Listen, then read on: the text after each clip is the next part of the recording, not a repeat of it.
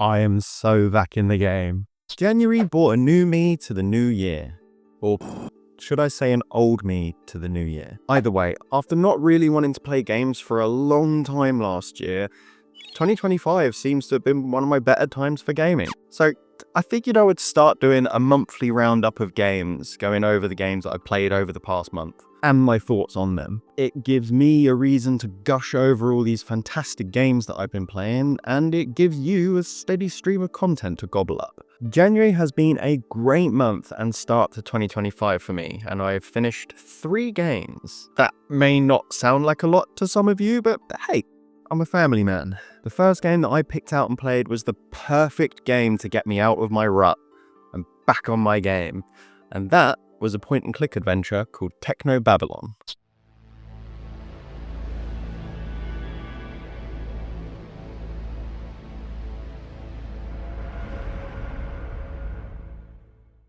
You can see all the games I've beaten and my thoughts on them in this spreadsheet, which I will leave in the description down below. Yes, I know, another spreadsheet, but here we are. Nothing like the backlog, don't worry. Technobabylon is a point-and-click adventure game developed by Technocrat Games and published by Wadjet Eye Games. It released in 2015, and I had a fantastic time playing this game. Good God, where do I begin? I played it on PC, which I guess is par for the course for any point-and-click. It took me about 11 hours to beat Technobabylon, and I've given it a rating of 9. It is well, nothing's perfect, but it is almost a masterpiece. Almost. I love point-and-click adventures, and there's 2 things that you really need to be good at for a successful point-and-click adventure. That is the writing and the art. This game is amazing at both. The writing is strong, and it's split between 3 main characters. And the way that all the story comes together, the characters definitely get all of the time that they need. No one's left out, no one gets given too much time, no one gets too little time. They're all very generous with the time that the characters get. Is everything they need to tell their story cohesively and to have it make sense when they all come together in the end. I mean, not really a spoiler, pretty much every game that has like 3 character storylines going on or whatever comes together in the end anyway. And at no point did I think that the story got boring in any way. It was strong and engaging throughout the entire game. The story posed some interesting, if not new, concepts of humans and AI in the future and how they'll work together. Some really cool, some not so cool. There is one thing I will say about the art style though. Obviously using pixel art, it's a very timeless art style.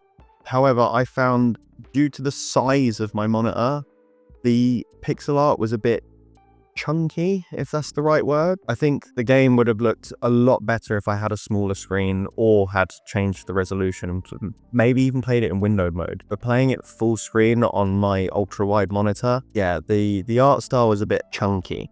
Very big squares. And the music for the game was, how can I say, what you would expect for like a Cyberpunk style game. There was no outstanding tracks, nothing that was really memorable after you shut the game down. However, it was extremely serviceable for what the game required. Now, I don't mean that in any sort of offensive way or like try to take away from the game, but the soundtrack did its job. There was nothing about the soundtrack that took me out of the game at any point. It very much kept me grounded in the world that it was in. I wasn't turning the game off and then humming to myself, if that makes sense. And as for the controls, well, it's you point and you click. It's a very streamlined system where I believe, if I remember, right click was to look at anything, and left click would be the action button to, walk somewhere, talk to someone, pick up an item, use it, that sort of thing. I really like these streamlined controls because you're not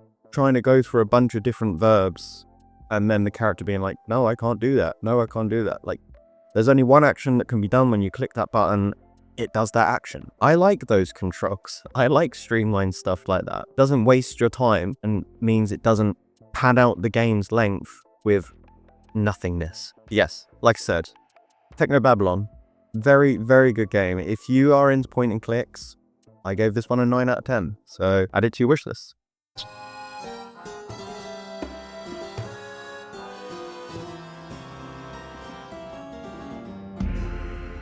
Next, we got Cat Quest 3, which I did briefly bring up in my last video because I was thoroughly surprised to see that it came with a map and stickers in the box. As you know, not many games give you anything nowadays. And of course, with me being into pirate games like I am, again, in my Pirate Yakuza video, you'll get an idea of how much I like pirate shit. Cat Quest 3 is a pirate-themed game, and I love me some pirates, or pirates, should I say. You know, this game is extremely full to the brim of puns. So if you don't like cat puns, probably want to avoid this one. But I love it. Really been into all of the Cat Quest games, and my understanding is that they have 9 planned, though they are taking a break before they work on Cat Quest 4. I played this on the Switch, and it took me about 7.5 hours to beat. And as much as I am saying how much I love the Cat Quest games, I did rate this one a 7. Now, to me, 7 isn't mid or anything like that. 7's good, you know, if not a little great. You know, I really had a good time with this. I think the cute and colourful art style of this series is just beautiful.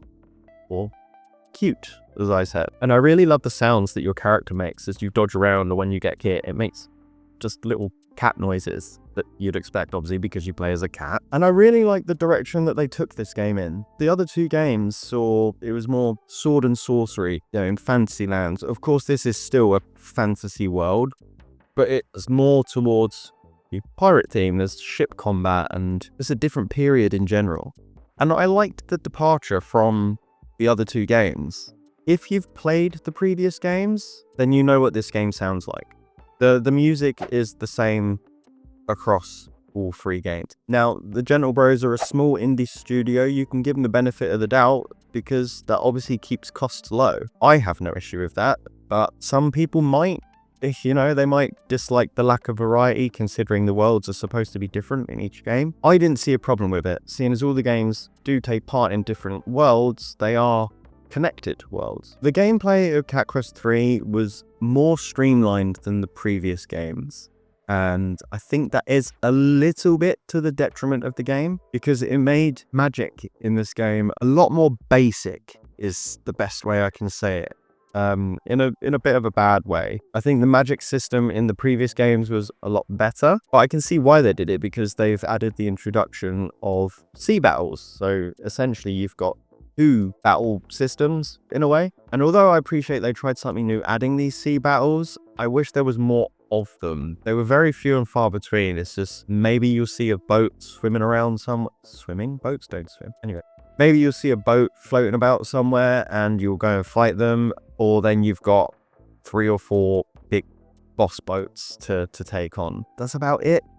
You can attack enemies that are on land from your boat, which makes some of the fighting on land a bit easier, but overall, I think the battle systems could have been a bit better. One note that I did make in my little thoughts column in the spreadsheet was that the late game was a bit too easy if you're going around doing all the side content. And although that doesn't really take it down in points that much for me, as I always like trying to get as overpowered as I can before going into final battles. But, you know, I can see why that would be a bit off-putting to some people. Like I said, not an awful game. It's just a very nice, relaxing game that you can just sit and chill with on the Switch. And I do really love this series. And I had fun with it. And so would you. Add this to your wish list as well.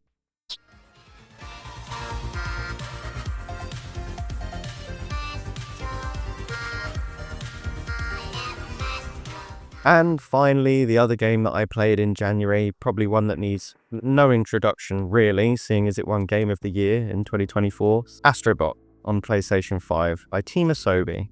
If you played Astro's Playroom, you know what you're in for. Astro Bot is Astro's Playroom on steroids. It's just a bigger Astro's Playroom, and that's not a complaint because Astro's Playroom was fantastic. I played it over and over again. It was the first platinum I got on the PS5. Easily, it comes with every single PS5. So if you own one, you own Astro's Playroom. It took me 11.5 hours to beat, and I've given it a 10.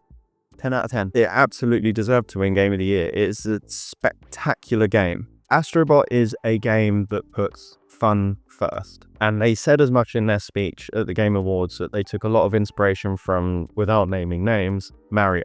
And you can see that in every fiber of this game's being. They put fun above all else. And I didn't want to put the thing down. It was fun. I enjoyed every moment of it from start to finish. It is a good challenge for any player of any level. It's forgiving in the sense of eventually you will do something. If you keep trying over and over again, you will get it. If you're naturally skilled, I mean, you'll just probably get it on the first try. I would probably say this game is impossible for no one, which is an incredible compliment. That everyone can play this game. It is beautiful, it is colorful, it is a thrill at every moment, and it's everything that I wanted out of the game and more. I also appreciate that all of Astro's abilities weren't just copied from Astro's Playroom. They've given them so many more new abilities to play around with, and obviously incorporated how you use those abilities within each level and tackling all the bosses. While yes, the music is largely the same as Astro's Playroom, it is just a wonder. So fun. I know I've said that word a lot, but if you were to say to me to describe Astro Bot as one word, I would just say fun. It is just pure joy throughout the whole thing. These are just me riffing in this middle part. None of this middle part is scripted. I just wanted to give my thoughts over the games because they're not actual reviews of the games. Just a few thoughts. I don't need to go proper in depth. That's not what these are about. If I was to do that, I'd be making dedicated review videos for each game. Now, before we go on to the end, there was one game that I tried playing, but obviously didn't fin well. I don't think you can finish this game. I tried out Vampire Survivors because I had it on the PC, so I thought I'd try it out. Everyone rants and raves about this game, and I understand why. Being that it was made by someone that used to work in casinos, you can see the DNA of that. I did not care for it. That's all I will say. I'm not saying it's a bad game. Not one for me. I am sorry. But hey, I thought I'd throw that in there, seeing as I tried to play that in January, and this is my January roundup. So there we go. I played some bangers in January this year. Technobabylon, Cat Quest 3, and Astro Bot was just what I needed to feel the fun and the want to play games again at every moment. And I am so thankful that I've got my mojo back and want to play games again. I have no idea what I would do in my life if I didn't have games in it. So I'm very thankful for that. Now, this will be a monthly series, so you can expect another one. And I suppose I can give you a hint of what I'm playing at the moment. Let's think. This game is a long and treacherous hike through a fairy tale. There you go, that's a metaphor for you. If you enjoyed this video, then you might also like the one of me talking about Like a Dragon Pirate Yakuza in Hawaii and how I think that will be the best pirate game to release since Black Flag. You can see that right here. Thank you so much for watching, and I will see you over in just a minute. Bye-bye.